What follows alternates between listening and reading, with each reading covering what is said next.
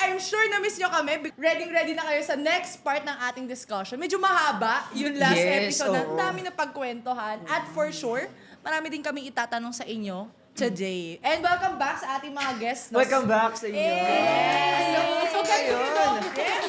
Pero naman natin, yung sakit na ng panga namin, kakatawa, last episode. Bago tayo magsimula sa ating usapan, batiin muna natin yung co-host ko. Talaga nga naman, the one and only, Trisha Bersano. Yes! Happy birthday ko.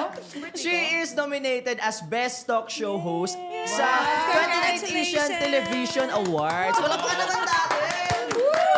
I say well-deserved. Grabe Yes, naman thank you yun. so much. Guys, sa nomination na yun, syempre, yun, ang nagpabuhay ng mga episode namin, yung mga guests, yan, yung Yes. team natin. No? So maraming salamat. It's not just for me. So sana manalo tayo at sana manalo din ang schoolmates sa mga next pa nating mga pa-awards dyan.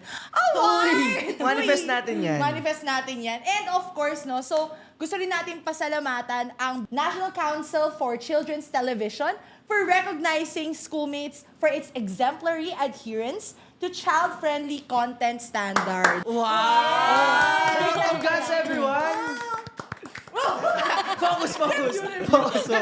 Guys, thank you so much. Kaya naman, schoolmates, we assure you na magbibigay kami ng patuloy na good quality content. Yes, Alright. yarn. Okay. Bago tayo magsimula, no, short recap lang sa mga napag-usapan natin sa Na last madaming episode natin. Napakahaba na papikli na lang natin. Oo. Okay. Ito yung mga feeling ko highlights lang. Wow! Oh, Talaga nga, no? highlights. Go! sa last Dapat may episode, highlights. sa last episode na pag-usapan natin, no, yung ibang take ng generation ng millennial and Gen Z sa settling down, and also set ng purpose and priorities kapag papasok na tayo sa Long-term settling down and long-term relationship and pag-aasawa. Okay, Yes. ngayon, Pag-anak din, pag-anak. Pag-aasawa at pag-anak. Yun. Tama. Ayan. So, syempre, hanggang ngayon, makakasama pa rin natin. Oh, okay pa ba kayo? Handa pa ba ang lahat? Kamay sa baba. So, nandito pa rin si Jessie Rose and of course, si Kat Lay. Kat Lay! What's up? So, dahil maraming airtime yung last episode natin, i-direct muna natin yung next question natin agad to Gen Z. So, Yes. so Gen Z, dahil hindi kayo makapag-antay, Generalize na makapag-build ng inyong sariling family. Ang gusto natin pag-usapan ngayon, ay humarap agad. Ano yung mga gender roles na you think you guys have when it comes to building a family? May ganun ba kayo? May konsepto ba kayo ng gender roles? Bilang, syempre, di ba, Yeah. faith-centered ang inyong relationship. May ganun bang concept? Yeah. Actually, pinag-uusapan to before entering marriage. Parang merong Pre-counseling. pre-counseling before entering marriage kung ano yung mga shared responsibilities ng husband and wife Yeah. when it comes Right. to financially, even sa chores, pag-uusapan yan kung okay lang bang si wife lang ba yung nasa chores o gusto niya tinutulungan ko siya sa chores. Yeah. Yes. So, preference din talaga ng mag-asawa kung ano yung mga magiging roles ng bawat isa sa relationship. Pero sa amin, yes, we have. Na gender roles talaga? Yes, opo. Like for example, with Inopo niya ako, pero magkaedad kami. sorry.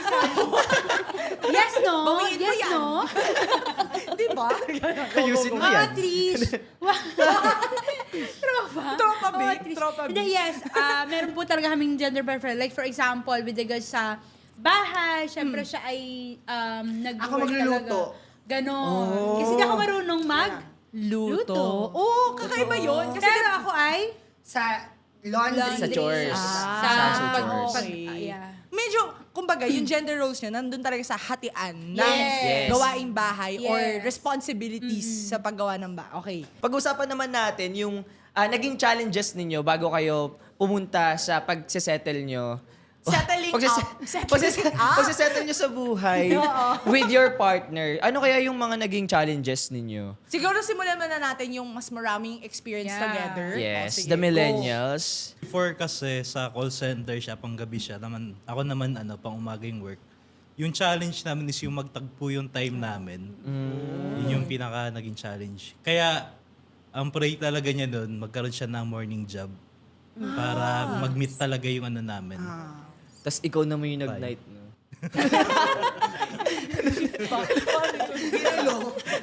Mas lumala. Yun yung pinaka main challenge namin nun. Oo.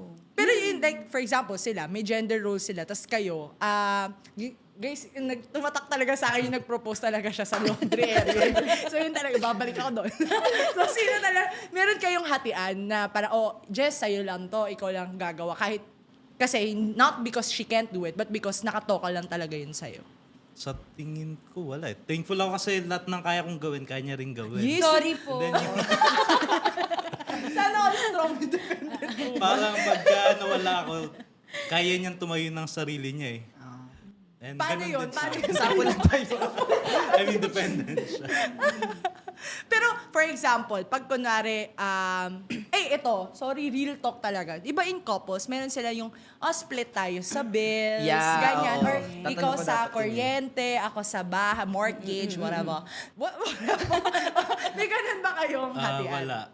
Naka-pull yung funds namin sa kanya lahat napupunta. Yun. Alam mo sa iba, nag-aaway sila sa ganon. Totoo. Diba? Sino yung naghahawak daw ng pera, ganon. So, never naging issue sa inyo yung pera? Di naging away sa inyo? financially freedom. Wala Financial talaga. freedom nga sila, B. Bigyan nyo nga kami. Hindi kasi, kayo dyan. kami, parang, nag-uusap kami.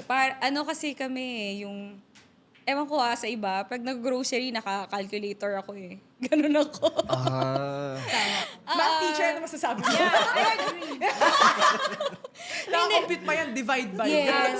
May Excel sheet kami na expenses namin. Ganun kami dalawa. Tapos, Grabing organized. pag may gusto kaming bilhin, for example, may malaking purchase or may bayaran na malaki, pinagpaplanuhan talaga namin, ito yung kailangan bayaran this week, this month, this year, may purchase tayo na. Pangarap namin bumili ng sofa na pangarap naming L-shape na malaki. Yung pagtutulungan namin. Ilan ba gusto nyo? Thank you! Thank you! Feeling, kala mo talaga.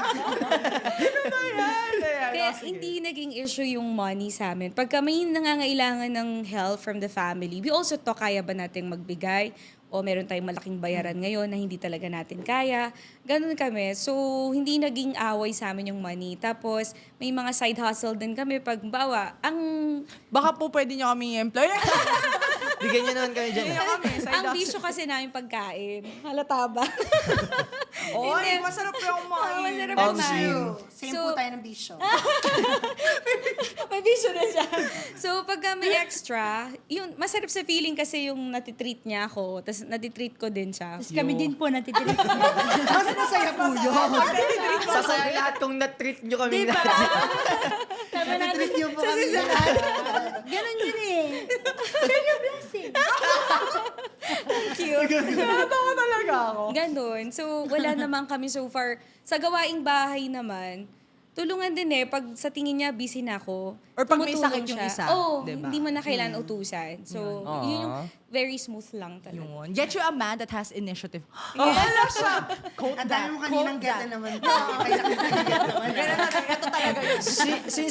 Since so far po, wala pa kayong challenges na nami-meet, sa palagay nyo, ano kaya yung possible na maging problema ninyo? Yan. Feeling ko pag Counseling talaga nagkaanak tayo. kami. Feeling ko pag nagkaanak na kami. Kasi nag-alaga kami ng fur baby. So, meron kaming Shih Tzu si Amari. JC ko pala yun. Ako pala? Sorry. 11 months, mag 1-year-old pa lang siya ngayong November 24. So, napansin ko, hindi pala ako, pag naging mom pala ako, parang hindi ko alam kung siguro, kasi fur baby yun. Yeah. Iba ang bata. Totoo. Yeah. Feeling ko, hindi ako yung maalagang mommy. Feeling ko yung hindi ako yung maglilinis, yung feeling ko siya. Kasi nakita ko siya yung mas nag-aalaga dun sa fur baby namin. So, I think Yeah. doon kami, sa tingin ko lang Yeah. pag nagka-baby kami, kasi I'm very career-oriented, feeling ko, pag nagka-baby kami, it's gonna be one of the challenges. Feeling ko lang naman, di ako sure. Di ka naman namin ginijudge. Okay lang talaga. Gusto ko yung tinry muna nila sa fur baby. Disclaimer daw muna. Kasi pag yung may lalabhan yung yung Oo, Carpet. totoo. di ba, umiihi sila, minsan di nalalagyan ng diaper. So, siya lahat Siya Pwede hindi mo rin nagpapasyal. din kasi, wow. Hindi mo rin kasi siya strengths na Yes. parang hindi ka dun focus eh. Kumbaga, hindi yun yung nakasanayan mo na gagawin din, di ba? So, parang siguro as a couple na parang yun na foresee yung challenges, maigi kasi mapag-uusapan nyo agad yun eh, Yes. di ba? Okay talaga yung may practice din talaga na Totoo. nakikita. Tsaka sa or tingin ko, pagagawa. naku-compliment lang namin yung isa't isa. Love that. Kailangan complimentary ang couple. Get a man who compliments you. I love it. Kaya compliment mo siya, ang ganda mo ngayon. Diba? Iba yun. Iba compliment hindi. Ayan. Sorry. O, sige. Pero, eto naman, direct ko naman yung question kay na Kath and Leo, no? Di ko na, ayoko nang pag-usapan nyo ano yung magiging challenges nyo. Ready na sila kanina, de, sige, mamaya yan. Eto. Give natin mamaya. Oo, yung with regards naman sa mga ka-age ninyo na nakikita nyo ngayon na maybe in or out of your faith right now, tingin nyo gano'n sila kahanda na mag-start ng family? Like, with our generation. Generation? Actually, may mga kaklase naman din ako na may mga pamilya na. Pero yun nga, kaya naman nila. Ano ba? Sa amin, Gaano ano? kahanda? Hirap naman ang tanong. Oo, sige. In general na lang, yung mga mag-usap young tayo. adults, yung Yeah, mga well, Gen actually, Zs. wow. Wala. Hindi, actually, parang sa generation namin, Gen Z, ang dami talagang, kasi yun yung season namin ng teenage pregnancy. Like, yung highest Oo, peak ng totoo. teenage pregnancy. Nung season namin po, Hindi, kaya, hindi kaya, parang, ako, I can say na, karamihan sa mga naging kaibigan ko talaga at close friends. Yes. Malapit Straight siya, yun. ganito, Sobrang close. like, hindi talaga sila ready pa.